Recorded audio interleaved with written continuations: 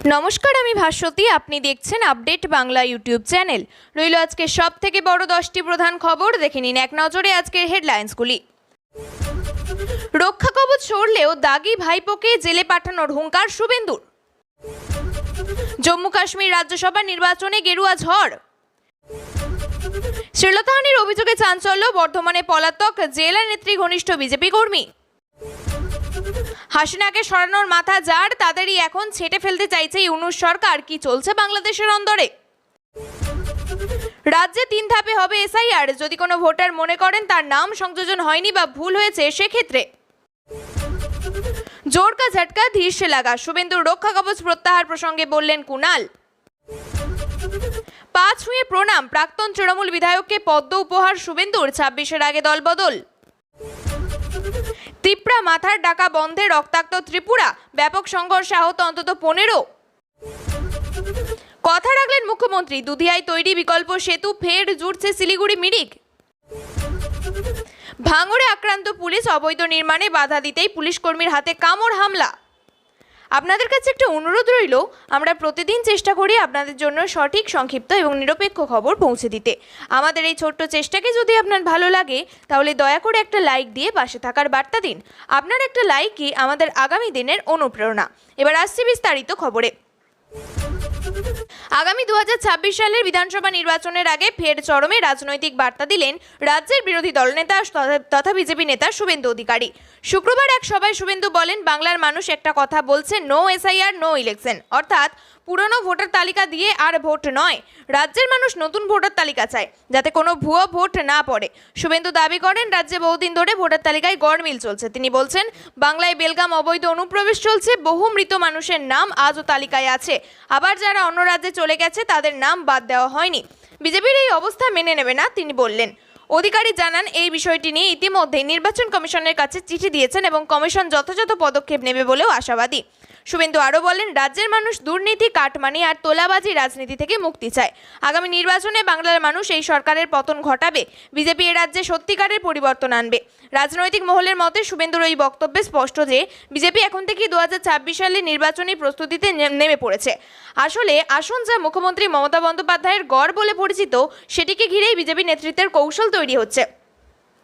অন্যদিকে তৃণমূল কংগ্রেসের এক মুখপাত্র পাল্টা বলেন, শুভেন্দু অধিকারী জানান, তিনি বাংলায় মমতা বন্দ্যোপাধ্যায়কে হারাতে পারবেন না, তাই আগে ভাগে অজুহাত তৈরি করেছেন। নির্বাচন কমিশন স্বাধীনতা সংস্থা, তার নিজের মতো কাজ করবে। তবে রাজনীতির পর্যবেক্ষকদের মতে শুভেন্দুর এই মন্তব্য শুধুমাত্র রাজনৈতিক বার্তা নয়, বরং বিজেপির আগামী রোডম্যাপের ইঙ্গিত। বিশেষ করে নো এসআইআর নো ইলেকশন স্লোগানটি আগামী মাসগুলিতে রাজ্য রাজনীতির কেন্দ্রবিন্দু হয়ে উঠতে পারে। রাজনৈতিক মহলের একাংশের মধ্যে বাংলার রাজনীতিতে শুভেন্দুর এই বার্তা কার্যত নতুন লড়াইয়ের ডাক। একদিকে মমতা বন্দ্যোপাধ্যায় তৃণমূল, অন্যদিকে শুভেন্দুর নেতৃত্বে বিজেপি 2026 সালের ভোটের আগে বঙ্গ রাজনীতিতে উত্তাপ বাড়ছে। জম্মু কাশ্মীর রাজ্যসভা নির্বাচনে বিজেপির বড় জয়ের খবরে পার্টির কর্মীরা উল্লাসে মেতে উঠেছেন। ইউনিয়ন টেরিটরির বিজেপির প্রেসিডেন্ট সতপাল শর্মা 4র্থ আসন থেকে জয়ী হয়ে রাজ্যসভায় প্রবেশ করছেন। তিনি 32টি ভোট পেয়ে ন্যাশনাল কনফারেন্সের ইমরান নবিদারকে 22টি ভোটে হারিয়েছেন।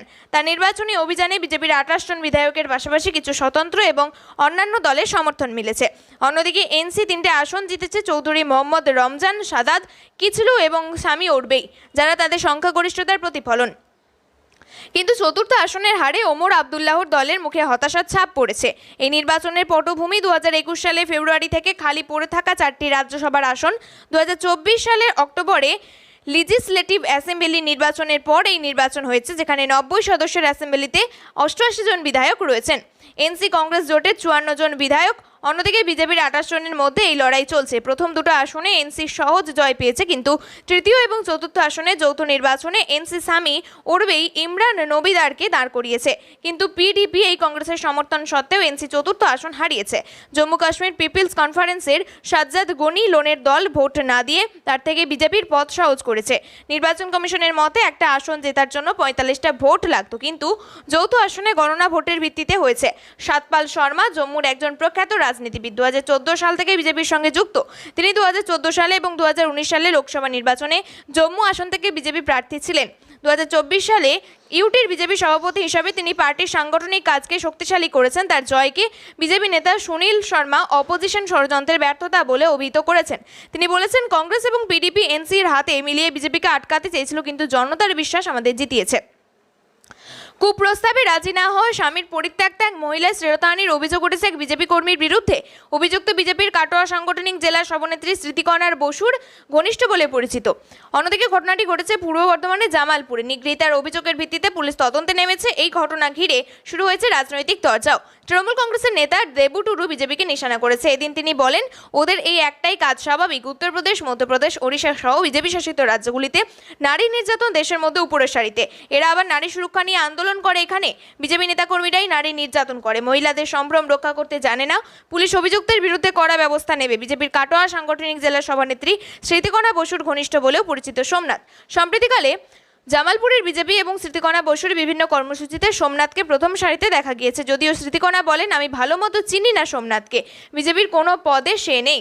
অন্যদিকে বেশ কিছুদিন ধরেই এসব করছে। আমি প্রতিবাদ করায় আমাকে শ্লীলতাহানি করে, হুমকি দেওয়া হয় বলেও অভিযোগ। বাধ্য করে থানায় লিখিত অভিযোগ দায়ের করেছেন ওই মহিলা। বাংলাদেশের অন্তর্বর্তী সরকারের অন্দরে তুমুল অস্থিরতা। অন্তর্বর্তী সরকারের উপদেষ্টা পদ থেকে ইস্তফা দিতে বলা হয়েছিল দুই উপদেষ্টাকে, তবে তারা এখনই পদ ছাড়তে নারাজ। এদের নাম চমকে দেওয়ার মতো। সরকারি সূত্রে খবর, এই দুই উপদেষ্টা যারা পদ ছাড়তে বলা হয়েছে তারা হলেন মাহফুজ আলম এবং আসিফ মাহমুদ সজীব ভুঁইয়া। তারা মনে করছেন, না থাকলে উপদেষ্টা পরিষদে কেউ কেউ তাদের বিরুদ্ধে ষড়যন্ত্র করতে পারেন। উল্লেখ্য, 2024 সালে 5ই আগস্ট গণ অভ্যুত্থানের মুখে পড়ে শেখ হাসিনার নেতৃত্বাধীন আওয়ামী লীগ সরকারের পতন হয়। তারপর মোহাম্মদ ইউনূসের নেতৃত্বে অন্তর্বর্তী সরকার গঠিত হয়। প্রধান উপদেষ্টা মোহাম্মদ ইউনূস আর তার সঙ্গে 22 জন উপদেষ্টা রয়েছেন, যার মধ্যে 2 জন ছাত্র প্রতিনিধি। আগে নাহিদ ইসলাম উপদেষ্টা পরিষদে ছিলেন, পরে তিনি জাতীয় নাগরিক পার্টি গঠন করেন এবং তার আহ্বায়ক হন। আগে উপদেষ্টা হিসেবে শপথ নিলেও নাহিদের ইস্তফার পর মাহফুজ আলম তথ্য উপদেষ্টার পদ পান। সূত্রের খবর, এই দুই উপদেষ্টাই এনসিপির ঘনিষ্ঠ বলে তাদের ইস্তফা দিতে বলা হয়েছে। এনসিপি নেতাদের বক্তব্য, বিভিন্ন দলের কাছ থেকে নাম নিয়ে উপদেষ্টা পরিষদ করা হয়েছিল। সেক্ষেত্রে কেন শুধু 2 জন ছাত্র প্রতিনিধি উপদেষ্টাকে সরকার থেকে সরে যেতে বলা হচ্ছে? প্রধান উপদেষ্টা মোহাম্মদ ইউনূসের সঙ্গে বৈঠকে এনসিপি এই বিষয়টি তুলেছে। আগামী 2026 সালে ফেব্রুয়ারি মাসে বাংলাদেশের জাতীয় নির্বাচনের দিনক্ষণ ঘোষণা হতে পারে। তার আগে এই টালমাটাল পরিস্থিতির অন্তর্বর্তী সরকারের অন্দরে। বিএলওদের স্বস্তি দিয়েও করা নির্বাচন কমিশন। 2 দিনের নির্বাচন কমিশনের বৈঠকের পর বার্তা যে কোনো দিন কিন্তু এসআইআর ঘোষণা হতে পারে। কমিশনের কর্তারাও মনে করছেন যে অক্টোবরে হয়ে যেতে পারে এই এসআইআর এর ঘোষণা এবং নভেম্বরের প্রথম সপ্তাহে শুরু হয়ে যেতে পারে এসআইআর। এই প্রস্তুতি নিয়েই তৎপরতা একেবারে তুঙ্গে। এসআইআর শুরু হলে 3টি ধাপে হবে।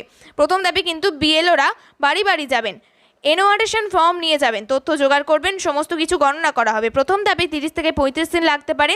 এনোয়ারেশন শেষের 1 সপ্তাহের মধ্যে খসড়া ভোটার তালিকা প্রকাশ করবে নির্বাচন কমিশন এবং দ্বিতীয় ধাপে ভোটার এবং রাজনৈতিক দলগুলির অভিযুক্তরা জানাতে পারেন।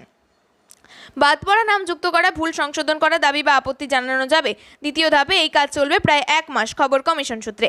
খসড়া তালিকা প্রকাশ পাওয়ার পরে যদি কোনো ভোটার মনে করেন যে তার নাম ভিতরে সংযোজন করা হয়নি বা কোনো ভুল রয়েছে বা কোনো রাজনৈতিক দলের তরফ থেকে আপত্তি তোলা হয়, সেক্ষেত্রে কিন্তু সেটা দেখা হবে। তারপর সমস্ত আপত্তি নিয়ে তৃতীয় ধাপে ইআরওদের সমস্ত বিষয় দেখবেন। সমস্ত যাচাই করার পর পরবর্তীতে 1 সপ্তাহ পর চূড়ান্ত ভোটার লিস্ট বের হবে। এই 3টি ধাপে এসআইআর হবে। শুক্রবার শুভেন্দুর রক্ষা কবচ প্রত্যাহার ঘিরে যে জল ঘোলা হয়েছিল তাতে এবার ডুব দিলেন খোদ তৃণমূলের রাজ্যের সাধারণ সম্পাদক কুণাল ঘোষও। রাজ্যের বিরোধী দলনেতা রক্ষা কবচকে অমরত্বের বর বলে কটাক্ষ করেন তিনি। পাশাপাশি কলকাতা হাইকোর্টেও তৃণমূলের তোলা দীর্ঘদিনের দাবি মান্যতা পেয়েছে বলে মত তার। মাঝে ব্যবধান বছর 4-এর। রাজ্যের শাসক শিবির বরং সুর চড়িয়েছে, কিন্তু দিন শেষে জয় ছিনিয়ে নিয়ে গিয়েছেন শুভেন্দুই। তার মতে তার নামের পাশ থেকে মুছে ফেলা যায়নি হাইকোর্টে দেওয়া রক্ষা কবচের নির্দেশ। তবে সেই সবটাই এখন অতীত। 21-এর সামনে কলকাতায় হাইকোর্টে সিঙ্গেল বেঞ্চের দেওয়া নির্দেশকে কাটলো অন্য সিঙ্গেল বেঞ্চ। বিচারপতি রাজশেখর মান্থার দেওয়া রক্ষা কবচ সরিয়ে নিলেন বিচারপতি জয় সেনগুপ্ত। যা ঘিরে স্বাভাবিক নিয়মে চলল রাজনীতি। তৃণমূলের জাহির করলেন নিজেদের জয়। বিজেপি পড়ল এসবে বয় নেই। কি বলছেন তৃণমূল? এবার তৃণমূল মুখপাত্র কুণাল ঘোষ বললেন, এটা মহিষাসুরের ব্রহ্মার থেকে পাওয়া অমরত্বের বরের মতো, খুব সমস্যার বিষয়। অন্যদিকে আজকের এই নির্দেশে তৃণমূল কংগ্রেসের বক্তব্যগুলিকেই মান্যতা দিয়েছে। আমরা প্রথম থেকেই বলেছিলাম এই রক্ষা কবচ আইনসিদ্ধ নয়, যা শুভেন্দু এবং বিজেপির জন্য একটা বড় ধাক্কার সমান। অবশ্য ওরা শাক দিয়ে মাছ ঢাকার চেষ্টা করে, কিন্তু আসল কথাটা হলো জোর কা ঝটকা ধীর সে লাগা। অন্যদিকে তৃণমূল সাংসদ তথা আইনজীবী কল্যাণ বন্দ্যোপাধ্যায় বলেন, শুভেন্দু অধিকারীর রক্ষা কবচ আপাতত প্রত্যাহার করা হয়েছে। ওনার বিরুদ্ধে অনেকগুলি অভিযোগ ছিল, বেশ কয়েকটা খারিজ করেছে আদালত। 4-5টা মামলায় তদন্তের জন্য সিবিআই এবং রাজ্য পুলিশের একটি যুগ্ম সিট গঠন করা হয়েছে। 2022 সালে পুরো ভোটে বিজেপির হয়ে মনোনয়ন পেশ করেছিলেন, কিন্তু শেষ দিনে তা প্রত্যাহার করে তৃণমূলে যোগ দিয়েছিলেন অর্জুন সিংয়ের ভগ্নিপতি তথা নোয়াপাড়ার প্রাক্তন বিধায়ক সুনীল সিং। তারপর কিছুটা সময় শাসক দলের হয়ে কাজ করছিলেন তিনি, কিন্তু পরবর্তীতে 24 লোকসভা নির্বাচনে অর্জুন সিং তথা বিজেপির প্রার্থী হওয়ার পর থেকে সুনীলকে আরও তৃণমূল তেমন সক্রিয় ভূমিকায় দেখা যায়নি। তাতেই সুনীল সিংয়ের বিজেপিতে ঘর ওয়াপসি নিয়ে জল্পনা চলছিল। এর মধ্যে বৃহস্পতিবার সন্ধ্যায় জল্পনা আরও উস্কে দিল বিরোধী দলনেতা শুভেন্দু অধিকারীর সঙ্গে সুনীলের সাক্ষাতের ঘনিষ্ঠতা। শুভেন্দুর পা ছুঁয়ে প্রণাম করলেন তৃণমূলের বিধায়ক। শুক্রবার গারুলিয়ার আজাদ হিন্দ ময়দানে ছট পুজো উপলক্ষে ব্রতীদের পুজোর সামগ্রী দিতে এসেছিলেন বিরোধী দলনেতা শুভেন্দু অধিকারী। অনুষ্ঠানের শেষে গারুলিয়া পৌরসভা সংলগ্ন এলাকায় রাস্তা দিয়ে ফেরার সময় ওই এলাকায় তার বাড়ির সামনে দাঁড়িয়েছিলেন সুনীল সিং। তাকে দেখে শুভেন্দু গাড়ি দাঁড় করালেন। দৌড়ে গিয়ে শুভেন্দুর সঙ্গে দেখা করেন নোয়াপাড়ার প্রাক্তন তৃণমূল বিধায়ক। শুধু তাই নয়, শুভেন্দু গাড়ির দরজা খুলে দিলে পায়ে হাতে প্রণাম এবং নমস্কারও করেন। সুনীলকে জড়িয়ে ধরে একটি পদ্ম উপহার দেন বিরোধী দল নেতা। এই গলাগলি দৃশ্য নজর এড়ায়নি কারোর, যদিও ঘটনাটি সৌজন্য সাক্ষাৎ বলেই দাবি সুনীল সিংয়ের। তিনি বলেন, আমি বাড়ির সামনে দাঁড়িয়েছিলাম, শুভেন্দু অধিকারী আমাকে দেখে দাঁড়ালেন, ওনার সঙ্গে বিধানসভার সদস্য ছিলাম আর উনি দাঁড়াতে গিয়ে দেখা করলাম। সব সময় বড়দের সম্মান করি, তাই সম্মানটা জানাতে পায়ে হাত দিয়ে নমস্কার করেছি। অনুপ্রবেশকারীদের দেশ ছাড়া সহ 8 দফা দাবিতে বৃহস্পতিবার বন্ধের ডাক দিয়েছিল ত্রিপুরার বিজেপি শরিক দল তিপ্রা মথা। সেই বন্ধকে কেন্দ্র করে হিংসায় উত্তাল হলো গোটা রাজ্য। তিপ্রা মথার সমর্থক হামলায় আহত হয়েছেন সরকারি আধিকারিক সহ অন্তত 15 জন। বন্ধকে কেন্দ্র করে সংঘর্ষ, অগ্নিসংযোগ এবং ভাঙচুরের ঘটনার পর পরিস্থিতি নিয়ন্ত্রণে আনতে রাজ্য 163 ধারা জারি করে। জানা গিয়েছে, অনুপ্রবেশ বন্ধ সহ 8 দফা দাবিতে রাজ্যে বন্ধের ডাক দিয়েছিল আদিবাসী সংগঠন তিপ্রা সিভিল সোসাইটি। এই বন্ধকে কেন্দ্র করে উত্তাল হয়ে ওঠে ধলাই জেলার শান্তিবাজার এলাকা। বন্ধের বিরোধিতা করায় এই এলাকার ব্যবসায়ীদের সঙ্গে বচসা বাঁধে তিপ্রা সমর্থকদের। সেই বচসায় ভয়াবহ আকার নেয়। ভাঙচুরের পাশাপাশি ওই অঞ্চলে একাধিক গাড়িতে আগুন ধরিয়ে দেয় দুষ্কৃতীরা। পরিস্থিতি সামাল দিতে এলে পুলিশ এবং সরকারি আধিকারিকদের উপর হামলা চলে। ইটের আঘাতে আহত হন এক পুলিশ কর্তা। বিডিও অভিজিৎ চৌধুরী গাড়িতেও হামলা চলে। ইটের আঘাতে এক ব্যবসায়ীর চোখ নষ্ট হয়। আহত হন একাধিক সরকারি কর্তা। পরিস্থিতি সামাল দিতে রাতেই লাঠিচার্জের পাশাপাশি গুলি ছোড়ে পুলিশের পাশাপাশি আধা সেনা এবং টিএসআই মোতায়েন করা হয় ওই অঞ্চলে। অনির্দিষ্টকালের জন্য জারি হয় 163 ধারা। অভিযোগ উঠেছে, বন্ধকে কেন্দ্র করে সহিংসতা নেপথ্যে রয়েছেন তিপ্রা বিধায়ক রঞ্জিত দেববর্মা। অন্যদিকে গোটা ঘটনায় কড়া পদক্ষেপের নির্দেশ দিয়েছেন মুখ্যমন্ত্রী মানিক সাহা। শুক্রবার হাসপাতালে গিয়ে আহতদের সঙ্গে সরাসরি কথা বলেন তিনি। রাজ্যকে অস্থির করার চেষ্টা করছে তাদের বিরুদ্ধে কঠোর পদক্ষেপ নেওয়া হবে। সরকারের এই ধরনের ঘটনা কোনোভাবেই বরদাস্ত করা হবে না। কথা রাখলেন মুখ্যমন্ত্রী মমতা বন্দ্যোপাধ্যায়। বালাসন নদীর উপর মিরিকের দুধিয়ায় তৈরি হলো অস্থায়ী সেতু। দ্রুত সেই সেতু চালু হবে বলেই খবর। শিলিগুড়ি থেকে মিরিক যাওয়ার ফের সহজ হবে। স্বস্তি ফিরল পর্যটক এবং স্থানীয় বাসিন্দাদের মধ্যে। সম্প্রতি নিম্নচাপে ভারী বৃষ্টি এবং হরপা পানি বিপর্যস্ত হয়েছিল উত্তরবঙ্গ। চলতি মাসের শুরুতে উত্তরবঙ্গে বিপর্যয় ঘটেছিল। মিরিকে ভেঙে পড়েছিল বালাসন নদীর উপর দুধিয়া সেতু। প্রাথমিকভাবে সেই সময় শিলিগুড়ি থেকে মিরিকের যোগাযোগ বিচ্ছিন্ন হয়। পরে বিপর্যয় সামলে কিছুটা স্বাভাবিক হতে থাকে দার্জিলিং সহ উত্তরবঙ্গের জেলাগুলি। একাধিক রাস্তায় ধস সরানো হয়। ঘুরপথে মিরিক এবং শিলিগুড়ি যোগাযোগ শুরু হয়। তবে ঘুরপথে গাড়ি চালানোর জন্য বহু সময় অর্থ গুনতে হচ্ছে পর্যটক থেকে সাধারণ বাসিন্দাদের। এবার পর্যটক এবং স্থানীয় বাসিন্দাদের জন্য এলো সুখবর। মুখ্যমন্ত্রী মমতা বন্দ্যোপাধ্যায় নির্দেশ দিয়েছিলেন দ্রুত দুধিয়ায় অস্থায়ী সেতু নির্মাণ হবে। সেই নির্দেশের পর গত 10 তারিখ থেকে জোর কদমে অস্থায়ী সেতু তৈরির কাজ শুরু হয়। বালাসন নদীর উপর পাইপ, বোল্ডার এবং অন্যান্য সরঞ্জাম দিয়ে ওই সেতু তৈরি করার কাজ হচ্ছে বলে খবর। 2 সপ্তাহের মধ্যে ওই কাজ শেষ হবে বলেও খবর। প্রশাসন সূত্রে আগামী সোমবার থেকে অস্থায়ী সেতু চলাচলের জন্য খুলে দেওয়া হবে। এদিকে সেনাবাহিনীর তরফ থেকে ওই এলাকায় একটি বেইলি ব্রিজ তৈরির কাজও চলছে। অবৈধ নির্মাণ কাজ বন্ধ করতে গিয়ে আক্রান্ত পুলিশ। শুক্রবার দুপুরে দক্ষিণ 24 পরগনার ভাঙড়ের উত্তর কাশীপুর থানার দক্ষিণ বামুনিয়া এলাকার ঘটনা। অভিযোগ, এক কনস্টেবলের হাতে দুষ্কৃতীদের একজন এমনভাবে কামড় বসায় যে তার হাতের মাংস উঠে আসে। পুলিশ সূত্রে জানা গিয়েছে, সরকারি জমি দখল করে একটি বাড়ি তৈরির অভিযোগ উঠেছিল দক্ষিণ বামুনিয়ায়। অভিযোগের ভিত্তিতে শুক্রবার দুপুরে ঘটনাস্থলে যায় উত্তর কাশীপুর থানার এসআই মঞ্জুর আলম মণ্ডল এবং কনস্টেবল রবি রায়। তার নির্মাণ কাজ বন্ধ করতে বলতে উত্তেজনা ছড়িয়ে পড়ে। প্রত্যক্ষদর্শীরা জানান, প্রথমে শুরু হয় বাকবিতণ্ডা, তারপর আচমকাই চড়াও হয় স্থানীয় কয়েকজন। অভিযোগ, লাঠি বাঁশ নিয়ে 2 পুলিশকর্মীকে বেধড়ক মারধর করা হয়। সহকর্মীকে বাঁচাতে গিয়ে আঘাত পান এসআই মঞ্জুর আলম। এর মধ্যেই কনস্টেবল রবির হাতে কামড় বসায় এক অভিযুক্ত। রক্তাক্ত অবস্থায় লুটিয়ে পড়েন তিনি। খবর পেয়ে ঘটনাস্থলে পৌঁছায় অতিরিক্ত পুলিশ বাহিনী। গুরুতর জখম 2 পুলিশকর্মীকে উদ্ধার করে হাসপাতালে নিয়ে যাওয়া হয়। কর্তব্যরত পুলিশকর্মীদের উপর এই ধরনের হামলার ঘটনায় 3 জন অভিযুক্ত ইতিমধ্যেই গ্রেপ্তার করেছে পুলিশ। বারুইপুর মহকুমা আদালতে তাদের তোলা হয়েছে। পুলিশ জানিয়েছে, অবৈধ নির্মাণে আরও কারা জড়িত রয়েছে ধৃতদের জেরা করে তা জানা হবে। গোটা ঘটনার জেরে এলাকায় উত্তেজনার পরিবেশ তৈরি হয় এবং অন্যদিকে মোতায়েন করা হয়েছে অতিরিক্ত পুলিশ বাহিনী। প্রিয় দর্শক, নিয়মিত সঠিক খবরগুলি সঠিক টাইমে পেতে সাবস্ক্রাইব করুন আপডেট বাংলা চ্যানেলটিকে। ধন্যবাদ।